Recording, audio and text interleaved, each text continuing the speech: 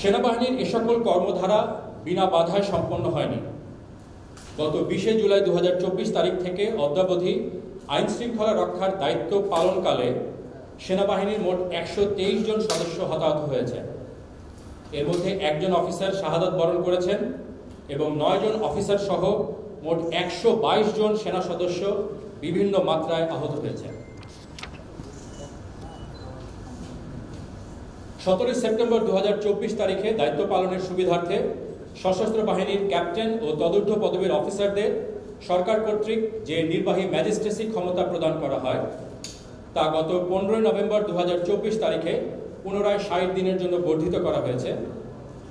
এই নির্বাহী ম্যাজিস্ট্রেসি ক্ষমতার সুষ্ঠু এবং নিয়মতান্ত্রিক প্রয়োগ নিশ্চিত করতে সেনাবাহিনীর সকল পর্যায়ের সদস্যরা সচেষ্ট রয়েছে।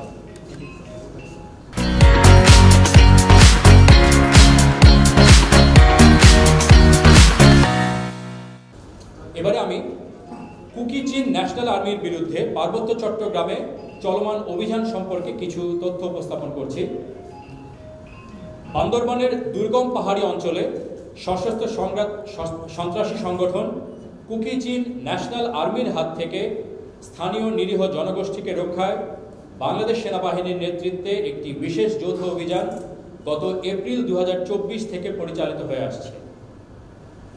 সর্বোচ্চ সতর্কতার সাথে মানবাধিকার রক্ষা করে সুনির্দিষ্ট গোয়েন্দা তথ্যের ভিত্তিতে পরিচালিত এই অভিযানে এখন পর্যন্ত 179 জন কেএনএর সক্রিয় সদস্য অথবা সহায়তাকারীদের গ্রেফতার করা হয়েছে। অভিযানে স্বয়ংক্রিয় অস্ত্র সহ মোট 60টি বিভিন্ন ধরনের অস্ত্র এবং বিপুল পরিমাণে গোলাবারুদ ও সামরিক সরঞ্জামাদি যেমন দূরবীন, ম্যাপ, আইডি প্রস্তুতির সরঞ্জাম, ওয়াকিটকি, ইউনিফর্ম, ল্যাপটপ ইত্যাদি উদ্ধার করা হয়েছে। সশস্ত্র সংগঠনটির পুঁতে রাখা আইডি বিস্ফোরণ এবং অতর্কিত হামলায় এ পর্যন্ত বাংলাদেশ সেনাবাহিনীর 7 জন বীর সেনানী শহীদ হয়েছে। আইন শৃঙ্খলা রক্ষার পাশাপাশি বৈষম্য বিরোধী ছাত্র আন্দোলনের বিভিন্ন সময়ে যারা আহত হয়েছেন তাদের সুচিকিৎসার জন্য সেনাবাহিনী অদ্যাবধি 3430 জনকে দেশের বিভিন্ন সিএমএইচে চিকিৎসার ব্যবস্থা করেছে, যার মধ্যে 35 জন এখনো চিকিৎসাধীন রয়েছে। এ পর্যন্ত 1500-এরও বেশি বিভিন্ন ধরনের অস্ত্রোপচার করা হয়েছে, যার মধ্যে 153টি ছিল গুরুত্বপূর্ণ মাত্রা। এছাড়া 4 জন গুরুতর আহত রোগীকে উন্নত চিকিৎসার জন্য সিঙ্গাপুর এবং থাইল্যান্ডে পাঠানোর ব্যবস্থা গ্রহণ করা হয়েছে। দেশের বিরাজমান পরিস্থিতিতে বাংলাদেশ সেনাবাহিনী দেশের সার্বভৌমত্ব রক্ষা, দেশের জনগণের জানমাল এবং রাষ্ট্রীয় গুরুত্বপূর্ণ সম্পদ ও স্থাপনার নিরাপত্তা প্রদান সহ সার্বিক পরিস্থিতি স্থিতিশীল রাখতে নিরলসভাবে কাজ করে যাচ্ছে।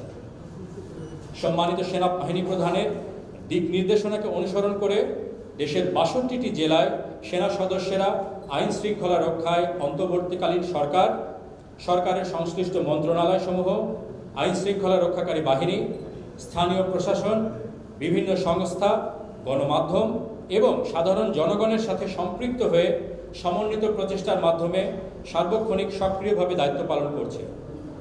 এই সমন্বয় এবং পারস্পরিক সহযোগিতা আরও বৃদ্ধি করে কর্মধারা অব্যাহত রাখতে সেনাবাহিনী অঙ্গীকারাবদ্ধ।